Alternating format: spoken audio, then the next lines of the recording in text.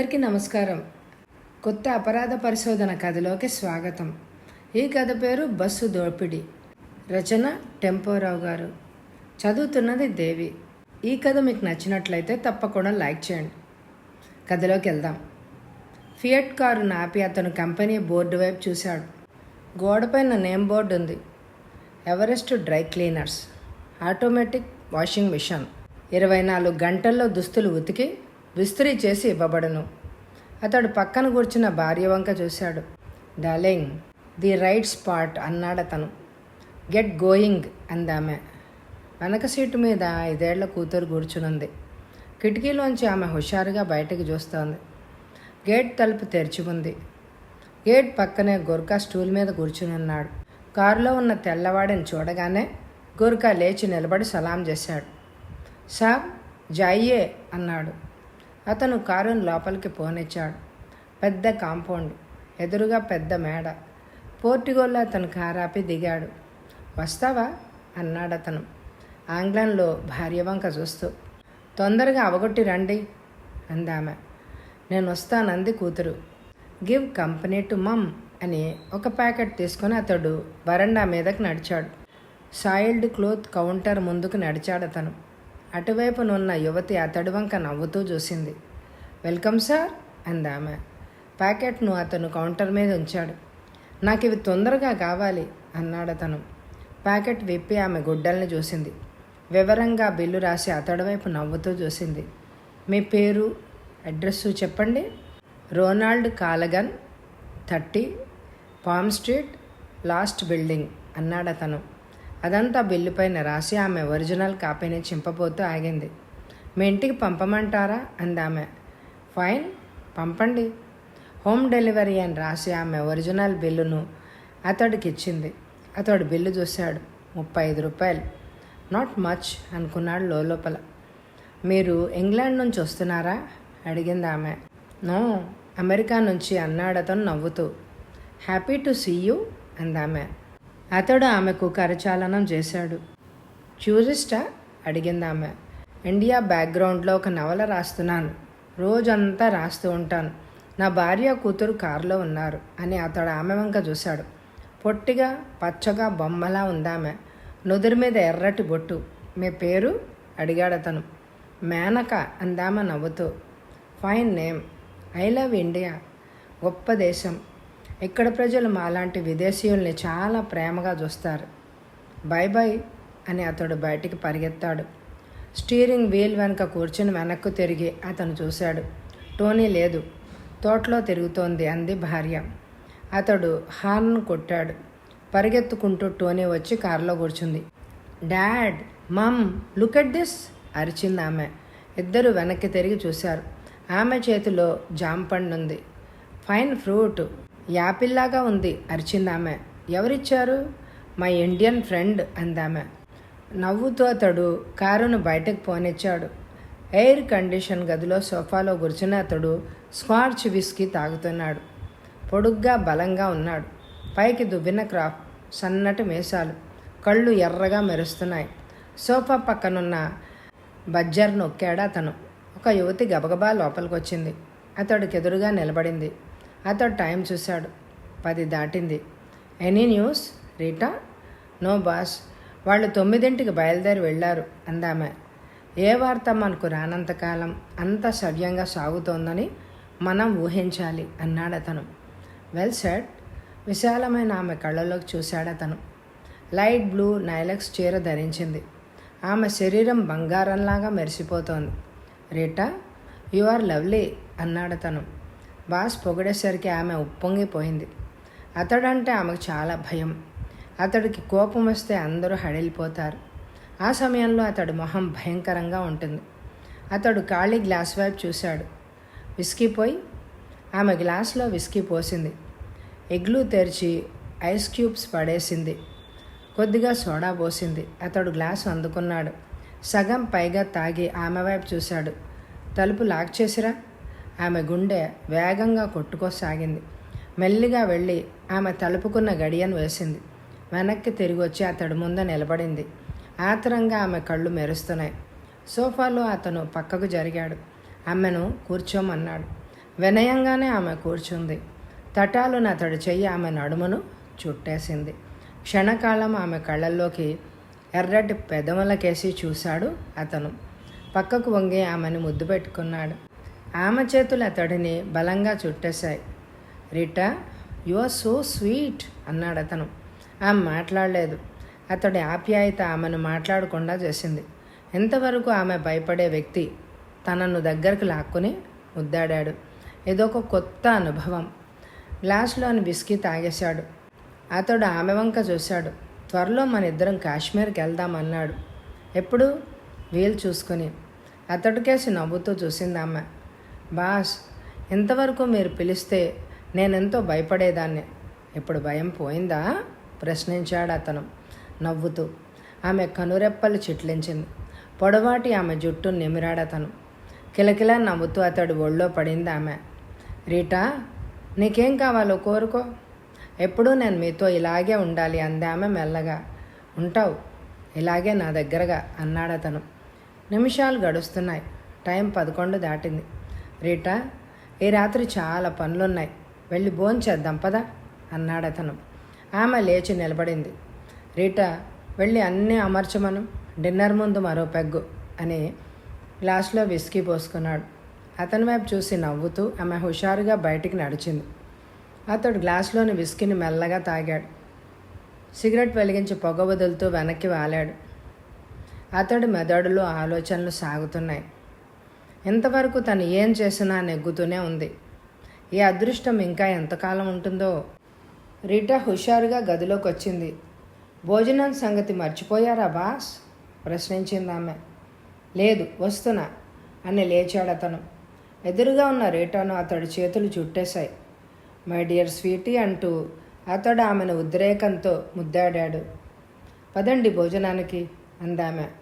ఇద్దరూ డైనింగ్ గది వైపు అడుగులేశారు. రాత్రి 4 దాటింది. కొన్ని గంటల్లో తెల్లవారుతోంది.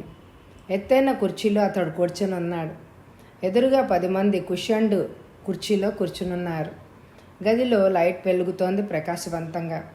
అతడు క్షణకాలం ఎదురుగా కూర్చున్న వాళ్ల వైపు చూశాడు. రాయుడు, గజేంద్రన్, మస్తాన్, రాజు, పింటో, కణ్మన్, గోపి, చందర్, నాయుడు, రాజన్. బ్రదర్స్, అంతా మన ప్లాన్ ప్రకారం జరిగినందుకు సంతోషం. ఇవాళ మన అదృష్టం బాగుంది. రాత్రి పయనం చేసే బస్సులను దోచుకుంటే పెద్ద మొత్తాలు చేతికి రావు. కానీ ఇవాళ మనకు 5 లక్షలు దొరికింది. ఇది గ్రాండ్ సక్సెస్. నా ప్లాన్ని సక్రమంగా నిర్వహించిన మిమ్మల్ని అభినందిస్తున్నాను అని ఆగాడతను. బజార్ నొక్కాడు. మిస్ కామీ వయ్యారంగా అడుగులేస్తూ లోపలికి వచ్చింది. కామీ, షాంపైన్ అన్నాడు అతను. ఆమె బొంగరంలా తిరుగుతూ వెళ్ళిపోయింది. అందరి కళ్ళు ఆమె మీదే ఉన్నాయి. ఎర్రటి స్కర్టు, టైట్ జాకెట్టు ధరించింది ఆమె. బొడ్డు చుట్టూ రంగు పులుముకుంది. కాసేపట్లో మరో వ్యక్తితో ఆమె గదిలోకి వచ్చింది. 11 గ్లాసుల్లో షాంపైన్ పోసి ఆమె వాటిని అందరికీ అందించింది. అందరూ గ్లాసులు ఎత్తి పట్టుకున్నారు. చియర్స్ టు ఆల్ అన్నాడు బాస్. అందరూ చియర్స్ అన్నారు. అందరూ షాంపైన్ తాగుతూ ఉండిపోయారు. ఆ తర్వాత బాస్ అన్నాడు, ఇవాళ మీకు ఏ ఆటంకాలైనా ఎదురయ్యాయా అని అడిగాడు. ఎదురుగా కూర్చున్న వాళ్లకు నాయకుడైన గజేంద్రన్ సూటిగా బాస్ వైపు చూశాడు. గజేంద్రను, పెద్దగా ఆటంకాలు లేవు బాస్. ఆ బస్సులో 2 యువకులు బెంగళూరు వెళ్తున్నారు. వాళ్ళ సూట్ కేసులో 4 లక్షల రొక్కం ఉంది. వాళ్ళు మమ్మల్ని ఎదిరించడానికి ప్రయత్నించారు. 2 దెబ్బలు తిన్నాక వాళ్లే నోరు మూసుకొని సూట్ కేసును మాకు ఇచ్చేశారు. బస్సులో ఉన్న తతిమా వాళ్ళు ఏమీ అనలేదా? టారెత్తిపోతూ ఉన్నదంతా మాకు ఇచ్చేశారు అన్నాడు గజేంద్రన్. బాస్ కత్తిని చూసినా పిస్టల్ని చూసినా మన ప్రజలు అసలు మాట్లాడరు. వినయంగా తొలంచి అంతా ఇచ్చేస్తారు అన్నాడు నాయుడు. భయం మనుషుల్ని తొక్కేసి బానిసల్ని చేసేస్తుంది అన్నాడు బాస్. బాస్, మీది గొప్ప బుర్ర. ఒక కారులోంచి అందరం బస్సు ముందు దిగాం. పని అయిపోగానే అందరం అదే కారులో పారిపోయాం. కొంత దూరం వెళ్ళాక దుస్తులు మార్చుకొని 2 కార్లలో సర్దుకుని పట్టణానికి వచ్చేసాం. కారు నెంబర్లను మీరు చెప్పినట్టే మార్చేశాం అన్నాడు పింటో. Good network. బస్సు ముందు ఆగిన కారు నంబర్లు ప్రయాణికులకు గుర్తుంటుంది. అందువల్ల నెంబర్లు మార్చాలి. 10 మంది ఉండే కారు కోసం పోలీసులు వెతుకుతారు. అందువల్ల వీలైనంత తొందరగా సర్దుకోవాలి అన్నాడు బాస్. 5 గంటలు దాటాక వాళ్ళు సమావేశం ముగిసిపోయింది. వాళ్ళు ఎవరి గదుల్లోకి వాళ్ళు వెళ్ళిపోయారు. హోటల్ గ్రీన్లాండ్లో తన గదిలో కూర్చుని డిటెక్టివ్ వాలి దినపత్రికను చదువుతున్నాడు. కొంచెం దూరంలో అద్దం ముందు నిలబడి గిరి గడ్డం గీసుకుంటున్నాడు. బయట నుంచి ఎవరో తలుపు తట్టారు. కమిన్ అన్నాడు వాలి. ఇన్స్పెక్టర్ శంకర్ నవ్వుతూ గదిలోకి వచ్చాడు. వాలిగారికి నమస్కరించాడు. వాలిగారు, పేపర్ చూసారా అడిగాడు అతను. ఇప్పుడే చూస్తున్నాను అన్నాడు వాలి. బస్సు డెకాయిడ్స్ గురించి మీరు చదివారా? చదివాను. శంకర్ బాయ్, రాత్రి వెళ్లే బస్సులను రైడ్ చేసి దొంగల ముఠా దోచుకోబోతుంటే మీరేం చేస్తున్నారు అడిగాడు వాలి. వాలిగారు, ఏం చెయ్యాలో తెలియడం లేదు. లక్షలాది ప్రజలు ఉద్యోగాలు లేక ఆకలికి బలై దొంగలుగా మారిపోతున్నారు అన్నాడు ఇన్స్పెక్టర్.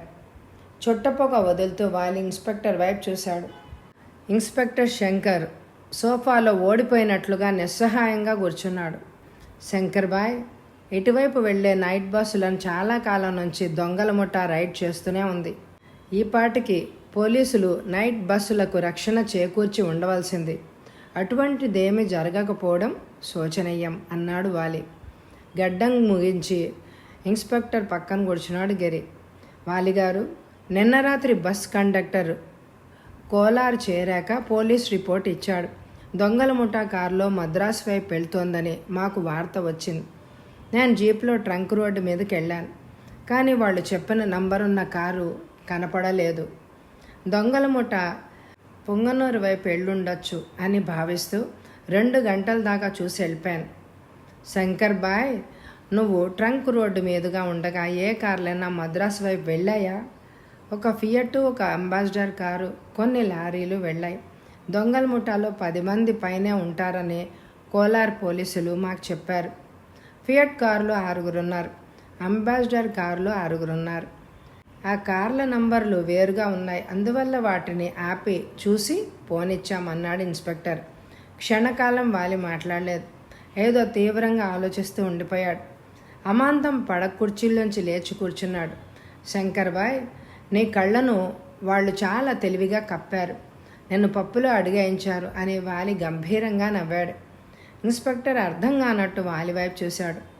వాలి మాటలు పూర్తిగా అవగాహన అవ్వక గిరి సతమతం అయిపోతున్నాడు. చూడు శంకర్, బస్సు దగ్గరకు వాళ్ళు అదే కారులో పారిపోయినట్టు ప్రయాణికులు చిత్రించారు. కొంత దూరం వెళ్ళాక అక్కడున్న మరో కారులోకి కొందరు మారి ఉంటారు. 2 కార్లు వేరువేరుగా మద్రాసు వైపు వెళ్ళుంటాయి. Good heavens!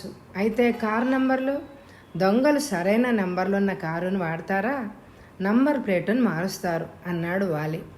మీరు చెప్పినట్టుగా కావచ్చు సార్. ఒకప్పుడు ఇన్స్పెక్టర్ శంకరం, నువ్వు చూసిన 2 కారు నెంబర్లు రాసుకున్నావా? రాసుకున్నాను సార్. ఆ నెంబరున్న కార్లు ఎవరివో కనుక్కున్నావా? లేదు సార్. శంకరం బాయ్, సాయంత్రము నేను గిరి మద్రాసుకి బయలుదేరుతున్నాం. ఈ లోపల ఆ కార్ల నంబర్లను గురించి తెలుసుకో. అవి నకిలీ నంబర్లు అయితే ఆ కార్లలో వెళ్ళిన వాళ్ళు దొంగలని మనం అనుకోవచ్చు అన్నాడు వాలి. మీరు చెప్పింది విన్నాక నేను ఎలా మోసపోయానో నాకు తెలుస్తోంది. అంబాసిడర్ కారులోని వాళ్ళు అరవన్లో మాట్లాడుతున్నారు. ఫియట్ కారులోని వాళ్ళు కన్నడం భాషలో మాట్లాడడం విన్నాను. వాళ్ళందరికీ సంబంధం ఉందని నేను అనుకోవడం లేదు. శంకర్ బాయ్, వీటిని బట్టి వాళ్ళు చాలా తెలివైన వాళ్ళని మనం అనుకోవాలి. ఒకే ముఠ 2 విభాగాలుగా విడిపోయి 2 కార్లలో వెళ్ళిపోయారు. నిన్ను మోసగించడానికి భాషలు కూడా మార్చారు. వాలిగారు, ఈ ట్రంక్ రోడ్డు మీద ఈ మధ్య చాలా దోపిడీలు జరిగాయి. రాత్రి ప్రయాణం అంటే ప్రజలకు భయం పట్టుకుంది. మరికొంతకాలం ఇలాగే సాగితే ఎవ్వరూ నైట్ బస్సులు అసలు ఎక్కరు. ప్రైవేటు కార్లు రాత్రిళ్ళు ప్రయాణం చేయడం ఎప్పుడో మానేశాయి. పడక కుర్చీలో వాలి వెనక్కు వాలాడు. ఆరిపోయిన చుట్టం లైటర్తో వెలిగించాడు. నిన్న రాత్రి వాళ్ళు బస్సును ఎక్కడ ఆపారు? పల్మనేరు కోలార్ మధ్య కొండ ప్రదేశంలో. దొంగలు పోగానే బస్సు ముందుకు కదిలింది. కోలార్ చేరగానే పోలీస్ రిపోర్ట్ ఇచ్చారు. ఎంత పోయింది? నిన్న రాత్రి చాలా పోయిందట సార్. 5-6 లక్షలు ప్రయాణికులు నష్టపోయారని పోలీస్ ఇన్స్పెక్టర్ చెప్పాడు. 2 యువకులు సూట్ కేసులో తీసుకెళ్తున్న 4 లక్షలు కూడా పోయిందట. బస్సు కండక్టర్ దగ్గర ఎక్కువగా డబ్బు లేదు. ఈ దోపిడీ మూలంగా నష్టపోయింది ప్రజలు. సూట్ కేసులో ఉన్న 4 లక్షలు రొక్కంగా ఆ యువకులు ఎందుకు పట్టుకెళ్తున్నారు? ఆ వివరాలు నేను అడగలేదు. శంకర్బాయ్ కోలార్ ఇన్స్పెక్టర్కి ఫోన్ చేసి ఆ యువకుల పేర్లు, అడ్రస్లు కనుక్కో, వాళ్లతో నాకు పనుంది అన్నాడు వాలి. ఈ దోపిడీల్లో వాళ్ళకి ఏదైనా సంబంధం ఉందని మీరు అనుమానిస్తున్నారా? వాలి చిరునవ్వుతో ఇన్స్పెక్టర్ వంగ చూశాడు. శంకర్బాయ్, నీ భార్య కమల పోయాక నీ మెదడు ఆలోచించడం మానేసింది. కమల బ్రతుకున్నప్పుడు నువ్వు ఎంత హుషారుగా ఉండేవాడువో జ్ఞాపకం తెచ్చుకో. ఇన్స్పెక్టర్ శంకరం రుమాలతో కళ్ళు తుడుచుకున్నాడు. గిరి అతని భుజం మీద చెయ్యేశాడు. వాలిగారు, ఆ రోజులు ఇంక రావు. మీరన్నది నిజమే. కమలతో నాలోని కొంత భాగం వెళ్ళిపోయింది. నీడలా జీవిస్తున్నాను అన్నాడు ఉద్రేకంతో. వాలి సూటిగా తొడవంక చూశాడు. నువ్వు పొరపడుతున్నావు. నీలోంచి కొంత భాగం కమలతో పోయిందని అనవసరంగా కృంగిపోతున్నాం. అది నిజం కాదు. తనలోని సగాన్ని నీలో వదిలి ఆమె వెళ్ళిపోయింది. అందువలన నువ్వు విచారంలో మునిగి జీవించకూడదు. నీలో ఉన్న ఆమెను ఆనందపరచాలి. అదే ఆమె కోరేది అన్నాడు వాలి. ఇన్స్పెక్టర్ శంకరం తలవంచి వాలికి నమస్కరించాడు. మీ మాటలు వింటుంటే కమల నిజంగా నాలో ఉంది అని అనిపిస్తోంది. ఇన్స్పెక్టర్ వాలి వైపు చూశాడు. ఆ యువకుల పేర్లు, అడ్రస్లు కనుక్కొని మీకు చెప్తాను అని శంకరం బయటికి పరిగెత్తాడు. ఎయిర్ కండిషన్ గదిలో ఫ్లోరోసెంట్ లైట్లు వెలుగుతున్నాయి. అతడు ఎదురుగా కూర్చున్న 10 మంది వైపు చూశాడు. గదిలో నిశ్శబ్దంగా ఉంది. బ్రదర్, ఈసారి పెద్ద పెట్టున ఏదో చెయ్యాలని నా ఆశ. ఇది పెద్ద పని. దీని మూలంగా మన చేతికి 50 లక్షలు రావచ్చు. బాస్, ఏమిటో చెప్పండి అన్నాడు గజేంద్రన్. తొందరపడకండి. ఇటుపైన బస్సుల వైపు మనం కొంతకాలం దాకా వెళ్ళొద్దు. డిటెక్టివ్ వాలి మన్ని గుర్తించి దర్యాప్తు చేస్తున్నాడు అని నాకు వార్త వచ్చింది. ఆయన ప్రస్తుతం మద్రాసులో ఉన్నాడు. మనం ఎంత జాగ్రత్త పడినా, ఏ తప్పులు చెయ్యకపోయినా వాలిగారు మనల్ని గురించి పసిగట్టగలరు. బాస్, వాలిని మీరు ఓవర్ ఎస్టిమేట్ చేస్తున్నారేమో. ఆయన బుర్ర కంటే మీ బుర్ర గొప్పది అన్నాడు పింటో. అతడు విచిత్రంగా నవ్వాడు. శత్రువు తెలివైన వాడేనని నేనెప్పుడు అనుకోను. అందులోనే ఉంది నా బలం. నాకు తెలిసినంతగా వాలిగారిని గురించి మీకు తెలియదు. మనం ఆవలించకుండానే పేగులు లెక్కబెట్టగలిగిన వ్యక్తి ఆయన. బాస్ చెప్పింది విని అందరూ మౌనం దాల్చారు. అందరూ బాస్ వైపు చూస్తూ కూర్చున్నారు. బ్రదర్స్, వెంకన్న రాజా పేరు విన్నారు కదా? ప్రశ్నించాడు బాస్.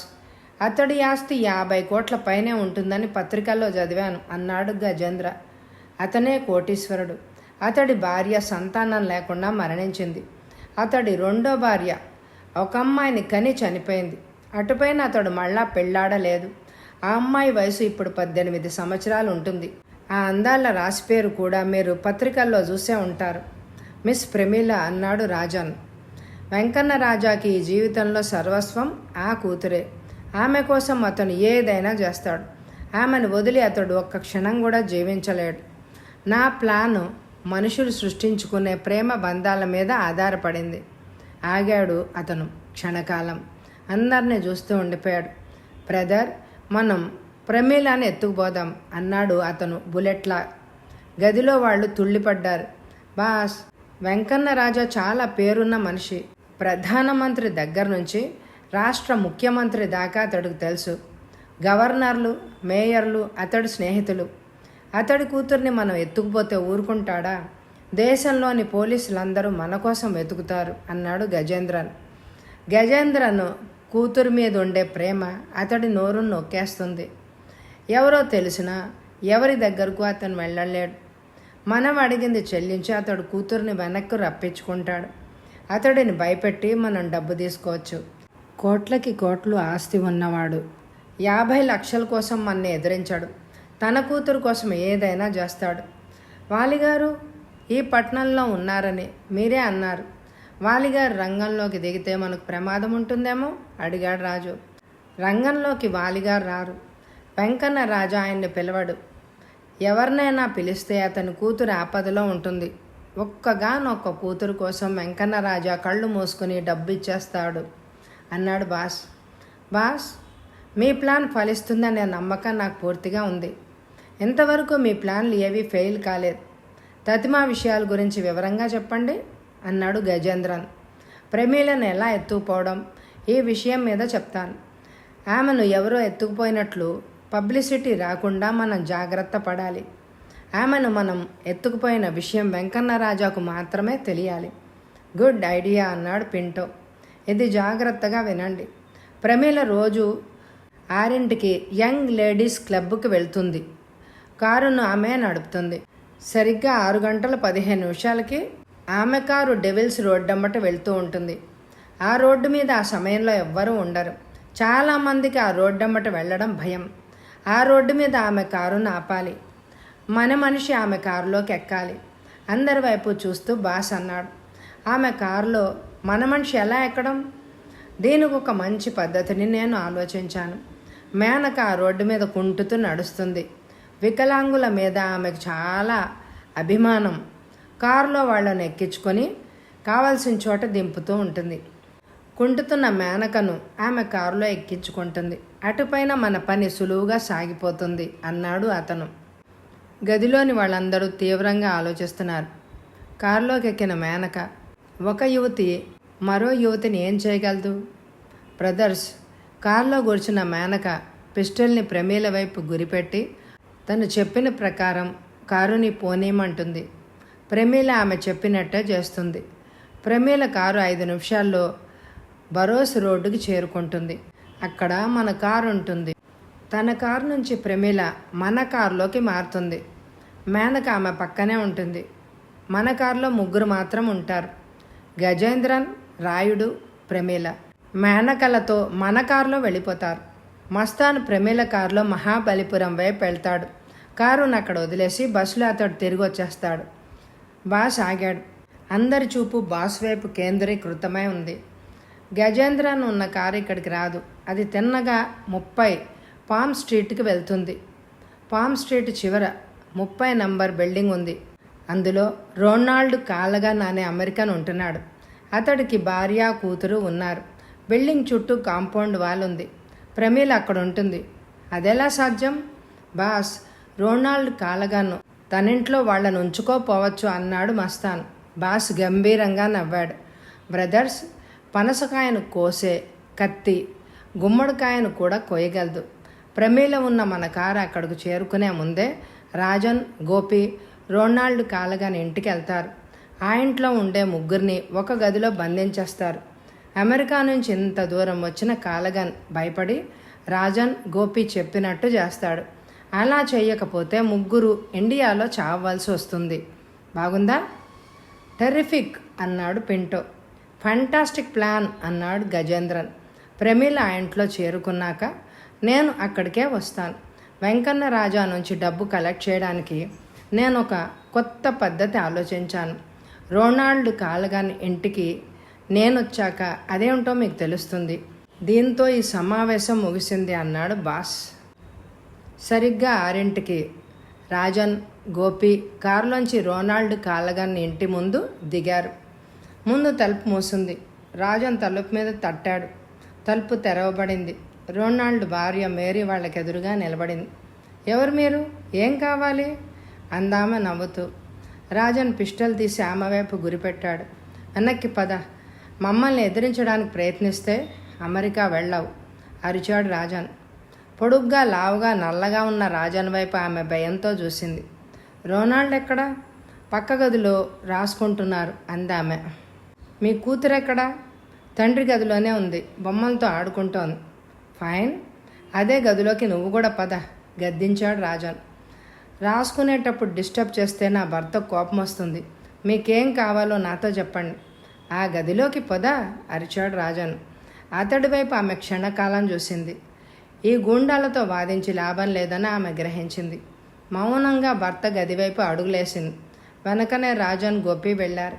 మెల్లిగా ఆమె తలుపులు తట్టింది. ఎవరు? అడిగాడు రొనాల్డ్ లోపల నుంచి. నేను. డార్లింగ్, నీకోసం 2 వ్యక్తులు వచ్చారు అందామె.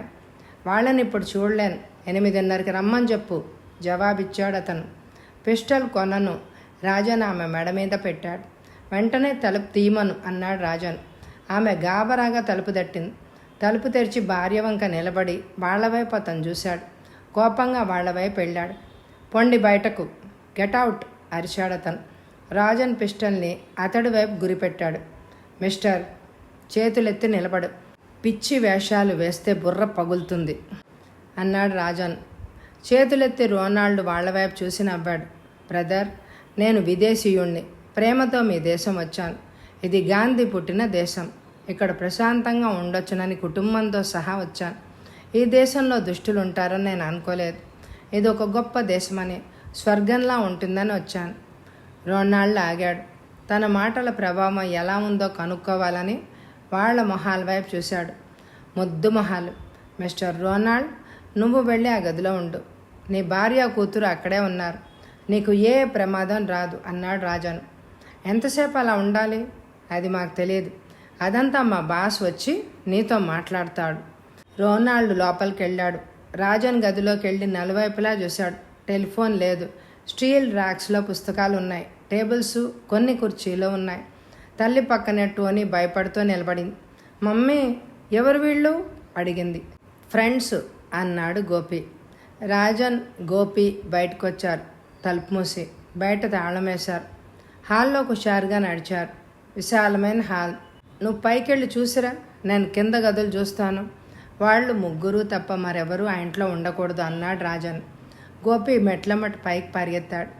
రాజన్ తతిమా గదులు చూస్తూ లోపలికి కదిలాడు. కాసేపట్లో ఇద్దరు హాల్లోకి తిరిగి వచ్చారు. పై గదులు లాక్ చేయబడి ఉన్నాయి. వీళ్ళు కింద భాగంలో మాత్రం ఉంటున్నారనుకుంటాను అన్నాడు గోపి. రాజన్ మెల్లిగా ఫోన్ దగ్గరికి వెళ్ళాడు. గ్లౌజ్ వేసుకొని రిసీవర్ ఎత్తి నంబర్ తిప్పాడు. అటువైపు కంఠం వినపడగానే తన నంబర్ చెప్పాడు. నేనే. అంత ఎలా ఉంది? ఫైన్ బాస్, మీరు అక్కడే ఉండండి. వాళ్ళు వచ్చాక నాకు ఫోన్ చేయండి. అలాగే. రాజన్ రిసీవర్ని పెట్టేశాడు. నలువైపులా చూశాడు. టేబుల్ మీద ఉన్న బాటిల్ని చూసి అటు వెళ్ళాడు.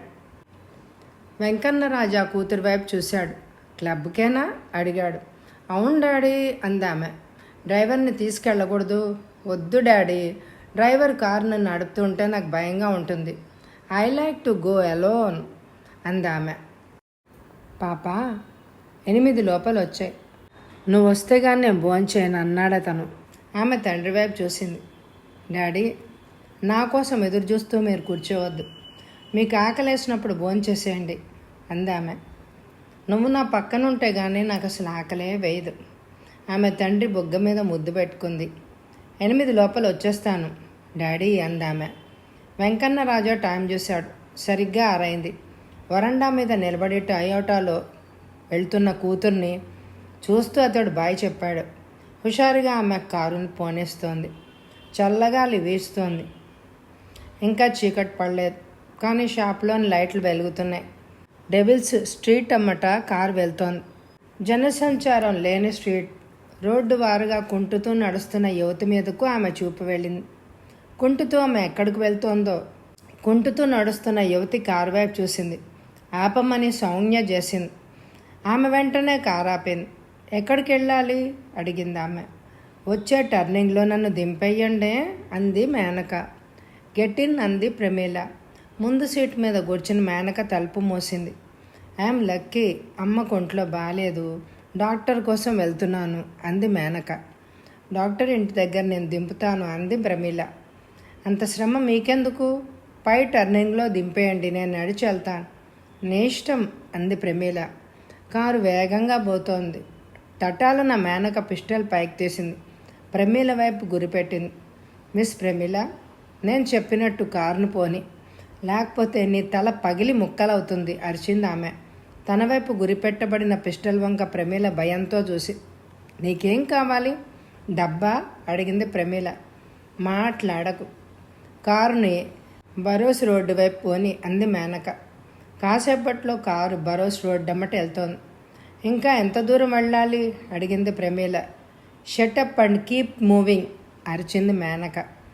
ధనవంతులంటే ఆమెకి పరమ అసహ్యం. ముందున్న ఫియట్ కారును చూసి మేనక స్టాప్ అంది. కారు ఆగింది. కిందకి దిగు అంది మేనక. ప్రమీల దిగింది. వెనకనే దిగింది మేనక. వెళ్ళి ఆ కారులో కూర్చో అంది మేనక. ప్రమీల మాట్లాడకుండా ఫియట్ కారులో కూర్చుంది.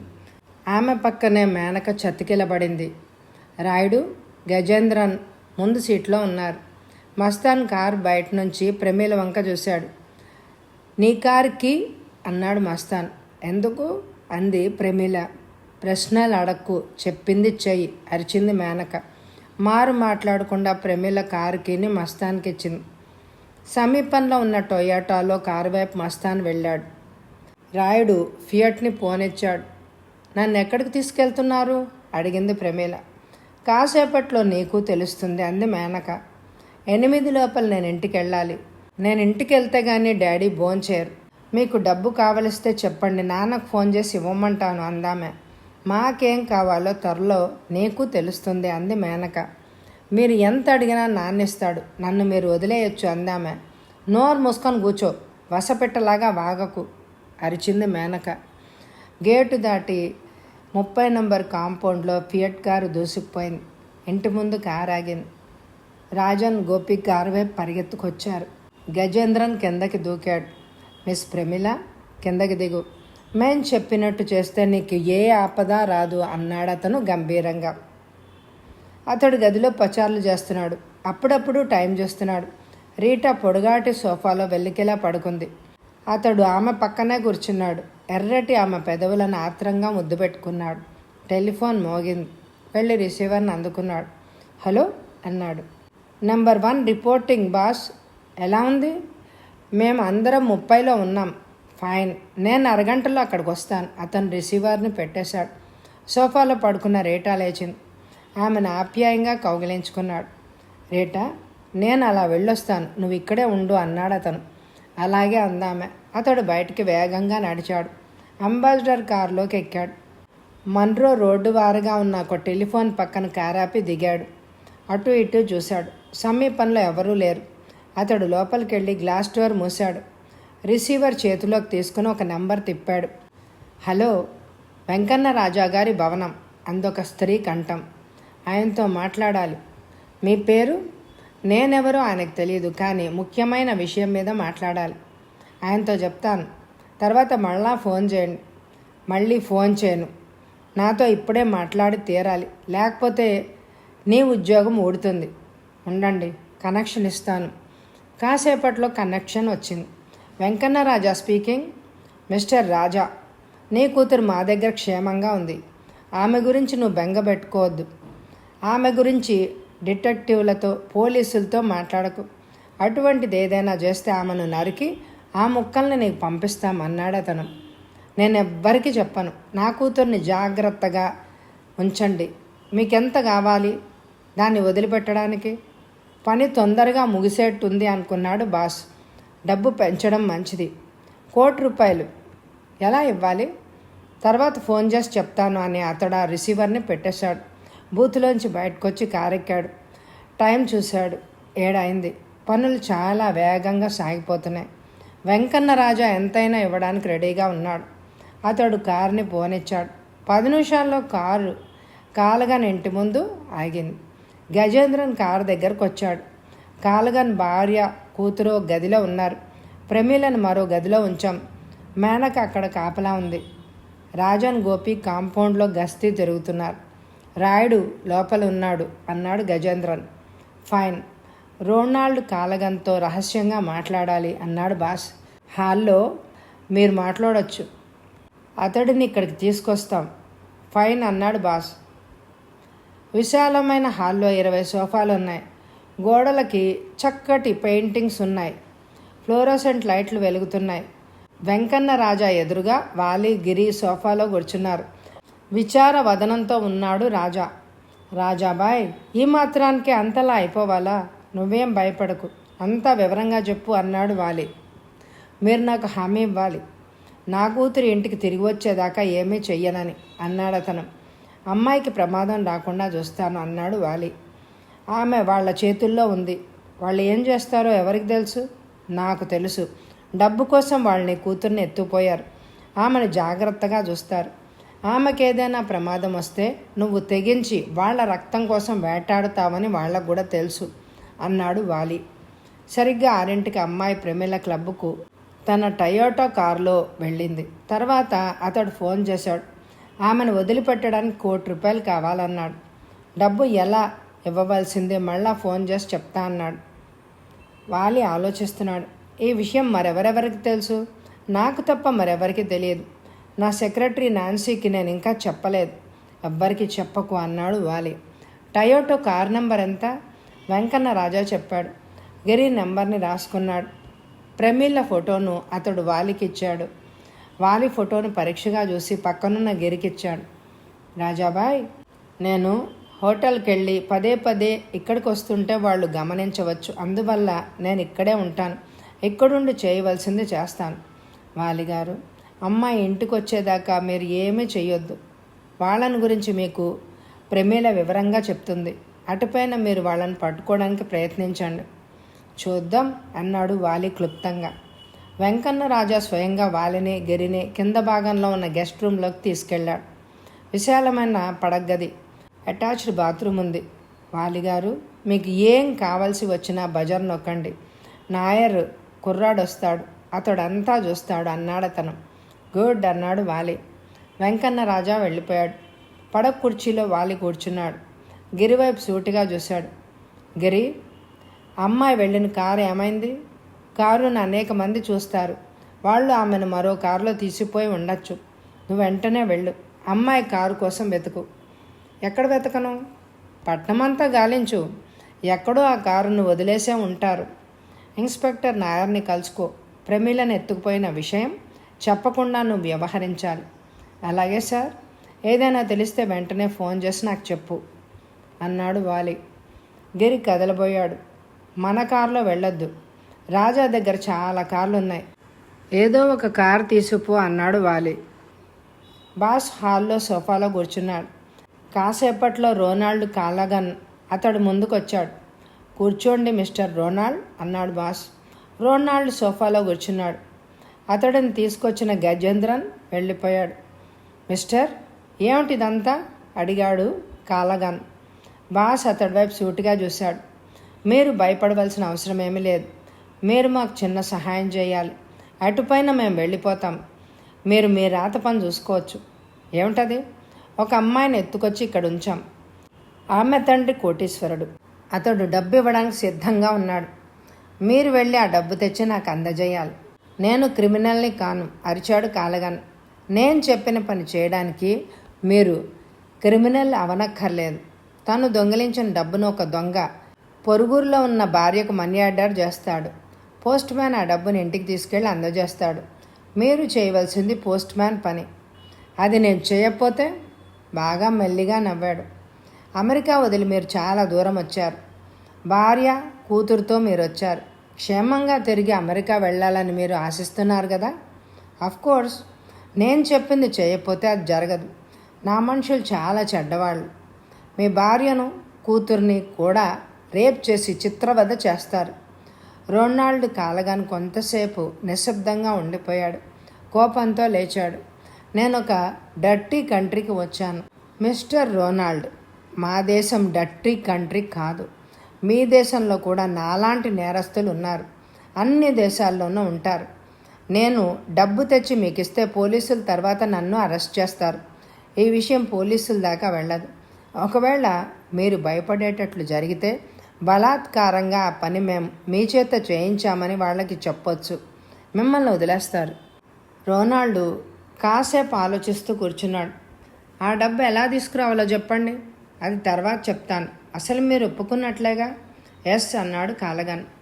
బాస్ విజిల్ వేశాడు. గజేంద్రన్ వేగంగా వచ్చాడు. ఆయన్ని గదిలోకి తీసిపో. ఆయనకు కుటుంబ సభ్యులకు ఏ లోటు రాకుండా చూడండి అన్నాడు బాస్. సోఫాలోంచి లేచాడు బాస్. గజేంద్ర వైపు సూటిగా చూశాడు. 10 నిమిషాల్లో తిరిగొస్తాను అని అతడు గబగబా బయటికెళ్ళాడు. రోడ్డు లైట్లు వెలుగుతున్నాయి. కారు నాపి అతడు దిగాడు. టెలిఫోన్ బూతులోకి దూరి తలుపు మూశాడు. రిసీవర్ని తీసి నెంబర్ తిప్పాడు. కాసేపట్లో వెంకన్నరాజా కంఠం వినపడింది. అతను ఫోన్ దగ్గరే కూర్చున్నట్టున్నాడు. వెంకన్నరాజా స్పీకింగ్. డబ్బు ఎప్పుడు ఇవ్వగలవు? ఏ క్షణంలోనైనా ఇస్తాను. ప్యాక్ చేసి ఉంది. ప్యాకెట్ బరువుగా ఉంది. మిస్టర్ రాజా, రెడీగా ఉంచినందుకు సంతోషం. రాత్రి 12ంటికి వాలస్ రోడ్ పోస్ట్ బాక్స్ దగ్గర నిలబడు. ఒక అమెరికన్ అక్కడి కారులో వస్తాడు. డబ్బు అతడికిచ్చి నీ ఇంటికి వెళ్ళిపోయి విశ్రాంతిగా కూర్చో. 4 లోపల నీ కూతురు నీ ఇంటికి వస్తుంది. అలాగే చేస్తాను. మరోసారి హెచ్చరిస్తున్నాను. ఆ అమెరికన్ని ఎవరైనా వెంటాడితే నీ కూతురు నీకు దక్కదు. అటువంటి పనులేమీ చెయ్యను. నా కూతురు నాకు ముఖ్యం. డబ్బు మళ్ళా సంపాదించగలను. ఫైన్, గెట్ రెడీ అని అతడు రిసీవర్ని పెట్టేశాడు. కారులో కూర్చుని తలుపు మూశాడు. కారును వేగంగా రోనాల్డ్ కాలగాన్ ఇంటివైపు పోనిచ్చాడు. కాలగాన్ వైపు అతడు సూటిగా చూశాడు. మిస్టర్ రోనాల్డ్, మీరు చేయవలసింది చెప్తాను, జాగ్రత్తగా వినండి. ప్రొసీడ్. సరిగ్గా 12ంటికి వాలెస్ రోడ్డు వైపు కారులో వెళ్ళండి. రోడ్డు వారుగా పోస్ట్ బాక్స్ ఉంటుంది. అక్కడ ఒక అతను నిలబడి ఉంటాడు. అతను మీకు పెద్ద ప్యాకెట్ ఇస్తాడు. అది కారులో పెట్టుకొని వెంటనే హోటల్ పైలట్కి రండి. రూమ్ నంబర్ 60కి వెళ్ళండి. అక్కడ మీకోసం మా మనిషి రెడీగా ఉంటాడు. ప్యాకెట్ అతడికి అందజేసి వచ్చేయండి. మీరు వచ్చేసరికి మీ ఇంట్లో మీ భార్య, కూతురు మాత్రం ఉంటారు. అటుపైన మీ జీవితం మీది అన్నాడు బాస్. ఓకే, అలాగే చేస్తాను. మిస్టర్ రోనాల్డ్, బయటికి వెళ్ళి మా గురించి ఎవరికైనా ఏదైనా చెప్తే మీ భార్య, మీ కూతురు ఇక్కడ చిత్రవద చేయబడతారు. అటువంటిది ఏమి చేయను అన్నాడు రోనాల్డ్. బాస్ సోఫాలోంచి లేచి బయటికి నడిచాడు. గజేంద్రన్ కారు పక్కనే నిలబడ్డాడు. గజేంద్రన్, నేను హోటల్ పైలట్ నుంచి ఫోన్ చేసి నీతో చెప్తాను. మీరు వెంటనే ఈ ఇల్లు వదిలి వెళ్ళిపోండి. ప్రేమీలను ఏం చేయడం? రోనాల్డ్ కాలగాన్ చాలా మంచి మనిషి. అతడు ఆమెను కారులో తీసుకెళ్లి ఇంటి దగ్గర వదిలొస్తాడు అన్నాడు బాస్. ఫైన్ అన్నాడు గజేంద్రన్. బాసు తన కారును బయటకు పోనిచ్చాడు. టెలిఫోన్లో మాట్లాడి రిసీవర్ పెట్టేశాక వెంకన్న రాజా మొహం ఆనందంతో మెరిసింది. రాజాబాయ్, ఎలా ఇవ్వాలి డబ్బు అడిగాడు వాలి. అదంతా మీకు ప్రస్తుతం చెప్పను, క్షమించండి అన్నాడు రాజా. నేను ఏ విధంగానూ మీ అమ్మాయికి ప్రమాదం రానివ్వను అని హామీ ఇస్తున్నాను. అంతా నాతో చెప్పు అన్నాడు వాలి. సరిగ్గా 12ంటికి నేను వాలెస్ రోడ్లో ఉన్న పోస్ట్ బాక్స్ దగ్గర నిలబడాలి. ఒక అమెరికన్ కారులో అక్కడికి వస్తాడు. అతడికి ప్యాకెట్నిచ్చి ఇంటికి వచ్చేస్తాను. 4 లోపల అమ్మాయి ఇంటికి వచ్చేస్తుంది. గుడ్. డబ్బు పోయినా క్షేమంగా అమ్మాయి ఇక్కడికి తిరిగి వస్తుంది. సంతోషం అన్నాడు వాలి. వెంకన్న రాజా చేతుకున్న వాచ్ వైపు వాలి విచిత్రంగా చూశాడు. ఆ వాచ్ చాలా బాగుంది. ఎక్కడ కొన్నావు ప్రశ్నించాడు వాలి. అతడు వాచ్ని తీసి వాలి చేతిలో పెట్టాడు. అమెరికాలో కొన్నాను, చూడండి అన్నాడు. టెలిఫోన్ మోగింది. వెంకన్న రాజా ఫోన్ దగ్గరికి వెళ్ళాడు. మీకు అన్నాడు వాలి వైపు చూస్తూ. వాచ్ని అతనికి ఇచ్చేసి వాలి రిసీవర్ అందుకున్నాడు. హలో, వాలి హియర్. గిరీన్ సార్, ఏదైనా తెలిసిందా? ప్రమేల వెళ్ళిన టయోటా కారు దొరికింది. ఎవరో దాన్ని మహాబలిపురంలో వదిలేశారు. 4 స్టూడెంట్స్ ఆ కారును ఇక్కడ వదిలిపోతుంటే వాళ్ళు పట్టుకున్నారు. వాళ్ళ ఐడెంటిటీ కార్డులు చూసి వదిలేశాను. గిరి, నువ్వు వెంటనే ఇక్కడికి రా. 10 నిమిషాల్లో రావాలి అన్నాడు వాలి. వస్తున్నా అన్నాడు గిరి. రోడ్డు మీద లైట్లు వెలుగుతున్నాయి. వాలెస్ వారగా ఉన్న పోస్ట్ బాక్స్ ముందు వెంకన్న నిలబడ్డాడు. తన వాచ్ చూశాడు. 12 కావస్తోంది. రాజా అటు ఇటు తిరుగుతున్నాడు. కారు హెడ్లైట్ల కాంతి అతడు మొహం మీద పడింది. కాసేపట్లో కారు వచ్చి అతడు పక్కనే ఆగింది. డ్రైవర్ కిటికీలోంచి బయటకు చూసి కిందకి దిగాడు. అతడి వైపు రాజా పరీక్షగా చూశాడు. వైట్ మ్యాన్, అమెరికన్ కావచ్చు. ఇదో ప్యాకెట్ అన్నాడు రాజా. బరువైన ప్యాకెట్ను అతడు కారు వెనక సీట్ మీద పడేసి తలుపు మూశాడు. వేగంగా వెళ్ళి కారులో కూర్చున్నాడు. కారు దూసుకుపోయింది. సమీపంలో ఉన్న తన కారు వైపు నడిచాడు వెంకన్న రాజా. దూసుకుపోయిన కారు టర్నింగ్లో ఆగింది. ఒక వ్యక్తి చటుక్కున కారులోకి ఎక్కాడు. అంతా సవ్యంగా జరిగింది. ప్యాకెట్ వెనక సీట్ మీద ఉంది అన్నాడు డ్రైవ్ చేసే వ్యక్తి. ఫైన్ అన్నాడు కారులో ఎక్కిన అతను. హుషారుగా వెంకన్న రాజా హాల్లోకి వచ్చాడు. వాలి సోఫాలోంచి లేచి నిలబడ్డాడు. చూసారా వాలిగారు, సరిగ్గా 12ంటికి డబ్బు చెల్లించి 15 నిమిషాల్లో ఇంటికి చేరుకున్నాను. ఇటుపైన నా కూతురు రా కోసం ఎదురు చూస్తూ కూర్చోవచ్చు అన్నాడు అతను. గుడ్, నువ్వొచ్చాక అలా వెళ్ళాలని నేను చూస్తున్నాను అన్నాడు వాలి. ఇటుపైన మీరు ఏం చేసినా నాకు బెంగలేదు. నా పని వాళ్లతో చెప్పినట్లే నేను చేశాను. రాజాబాయ్, నువ్వు కూర్చో, నేను అలా వెళ్ళొస్తాను అని వాలి బయటికి నడిచాడు. ఫియట్ కారును వాలి వేగంగా పోనిచ్చాడు. వాలెస్ రోడ్డు సమీపంలో మరో కారు పక్కనే వాలి కారు ఆపాడు. ఒక పెద్ద ప్యాకెట్ను తెచ్చి గిరి ఫియట్ కారులో పెట్టాడు. గిరి కారులో కూర్చుని తలుపు మూశాడు. వాలి కారును పోనిచ్చాడు. వాలెస్ రోడ్డు పోస్ట్ బాక్స్ ముందు వాలి దిగాడు. ప్యాకెట్ను తన పక్కనే ఉంచుకున్నాడు. గిరి కొంచెం ముందుకు పోయి కారాపు. ఆ కారు ఇక్కడికొచ్చి వెళ్ళిపోగానే కారులో రా అన్నాడు వాలి. గిరి కారును వెనక్కి తిప్పి పోనిచ్చాడు. వాలి వాచ్ చూశాడు. నల్లటి కళ్ళద్దాలను పెట్టుకున్నాడు. నోట్లో చుట్టలేదు. వాలి రూపం కొంతవరకు మారింది. రోడ్డమ్మట ఏదో కారు వస్తోంది. కారు అతడు పక్కనే ఆగింది. కారులోని వ్యక్తి కిందకి దిగలేదు. You there any packet for me అని అడిగాడు. కొంచెం ముందుకు వెళ్ళి అతడు వంక చూశాడు. లోపల లైట్ వెలిగి ఆరిపోయింది. అమెరికన్. ప్యాకెట్ని వాలి కారులో పడేశాడు. తలుపు మూసేశాడు. యూ కెన్ గో అన్నాడు వాలి. కారు వెళ్ళిపోయింది. కారు వెనక లైట్లు కనిపిస్తున్నాయి. సడన్ బ్రేక్తో ఫియట్ కార్ పక్కనే ఆగింది. వాలి తొందరగా కారులో కూర్చొని తలుపు మూశాడు. కారు ముందుకు దూసుకుపోయింది. గిరి, ఫాలో దట్ కార్. మరీ దగ్గరగా వెళ్ళకే అన్నాడు వాలి. హోటల్ పైలట్ కాంపౌండ్లో ఆ కారు ఆగింది. కొంచెం దూరంలో గిరి ఫియట్ కార్ని ఆపాడు. గిరి, నువ్వు అతడిని వెంటాడు. నీకు కొంచెం దూరంలో నేను వస్తానన్నాడు వాలి. గిరి హోటల్ వైపు వెళ్ళాడు. కొంచెం దూరంలో వాలి అతడు వెనకనే వెళ్ళాడు. ప్యాకెట్ పట్టుకుని అమెరికన్ మేడమెట్లు ఎక్కుతున్నాడు. గిరి అతడిని వెంబడించాడు. హాల్లో నిలబడి నలువైపులా చూసి వాలి మెట్లెక్కాడు. అమెరికన్ నడవమ్మట నడుస్తున్నాడు. టర్నింగ్లో గోడవారుగా నిలబడిన గిరి అతడిని గమనిస్తున్నాడు. తలుపు తట్టి అమెరికన్ ఒక గదిలోకి వెళ్ళాడు. అప్పటికప్పుడే వాలి అతడి దగ్గరకు వచ్చాడు. ఎటు వెళ్ళాడు? ఆ గదిలోకి అని గిరి నడవమ్మట వేగంగా వెళ్ళాడు. అతడు వెనకనే పెద్ద అంగల్లో నడిచాడు వాలి. ఇదే గది. గది నెంబర్ని చూశాడు వాలి. Room number 60. లోపలికి వెళ్దామా అడిగాడు గిరి. వెళ్ళక తప్పదు అన్నాడు వాలి. లోపల ఎక్కువ మంది ఉన్నారేమో. నీ దగ్గర పిస్టల్ ఉందిగా అడిగాడు వాలి. ఉంది అన్నాడు గిరి. వాలి తలుపు తట్టాడు. ఎవ్వరూ తెరవలేదు. మళ్ళా తట్టాడు. తట్టాలున్న తలుపు తెరవబడింది. వాలి, గిరి అమాంతంగా లోపలికి దూరారు. బాస్ చేతిలో పిస్టల్ ఉంది. గిరి చేతిలో పిస్టల్ ఉంది. చేతులు ఎత్తండి, ముందుకొస్తే కాల్ చేస్తాం అరిచాడు బాస్. నువ్వు చేతులెత్తు అరిచాడు గిరి. గిరి పిస్టల్ చూసి అమెరికన్ గాబరాగా బాస్ పక్కకు జరిగాడు. డోంట్ వరీ అన్నాడు బాస్. బాస్ ఎదురుగా ఉన్న వాలి గిరి వైపు చూశాడు. వాళ్ళని గుర్తించగానే అతడు గుండెలు దడదడా కొట్టుకున్నాయి. మీకేం కావాలి? ఈ గదిలోంచి వెళ్ళండి అరిచాడు బాస్. మిస్టర్, మేము కస్టమ్స్ ఆఫీసర్స్. ఆ ప్యాకెట్లో ఏముందో చూడాలి. ఈ అమెరికన్ ఏదో మన దేశంలోకి స్మగుల్ చేస్తున్నాడు అన్నాడు వాలి. బాస్ పక్కనున్న అమెరికన్ వైపు తిరిగాడు. ఆ క్షణంలో వాలి చిరుతపులిలాగా ముందుకు దూకి చేత్తో పిస్టల్ని పైకి ఎగరగొట్టాడు. బాస్ వెనక్కి జరగబోయాడు. కానీ వాలి అతడిని బలంగా పట్టుకున్నాడు.